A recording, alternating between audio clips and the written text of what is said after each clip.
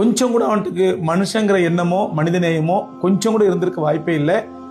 மிருக குணம் உடையவன் மட்டும்தான் இப்படிப்பட்ட காரியத்தை செய்ய முடியும். அவன் யாராக இருந்தாலும் சரி, அவன் எந்த பெயரை தாங்கியவனாக இருந்தாலும் சரி, எந்த கோலத்தை தாங்கியவனாக இருந்தாலும் சரி, அல்லது எந்த மாதிரி வார்த்தைகளை பயன்படுத்தினாலும் சரி, அவன் எந்த ரூபத்தில் இருந்தாலும் தீவிரவாதத்திற்கு மதம் கிடையாது.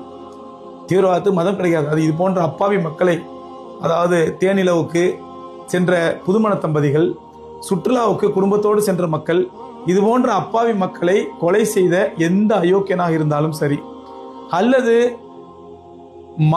மாட்டுக்கறி வச்சிருக்கிறியா அப்படின்னு கேட்டு மாட்டுக்கறி வச்சிருக்காங்கிறதுக்காக வேண்டி கொலை செய்த கொடூர மிருகங்களாக இருந்தாலும் சரி, அல்லது 8 வயது சிறுமியை பாலியல் பலாத்காரம் செய்து கோயில் கருவறைக்குள் வைத்து பாலியல் பலாத்காரம் செய்து கொலை செய்த மிருகங்கள், அந்த மிருகத்திற்கு சப்போர்ட் செய்து நீதிமன்ற வளாகத்திலே பேரணி நடத்திய மிருகங்கள், எல்லா மிருகங்களையும் ஒரே தரத்தில் தான் வைக்க வேண்டும்.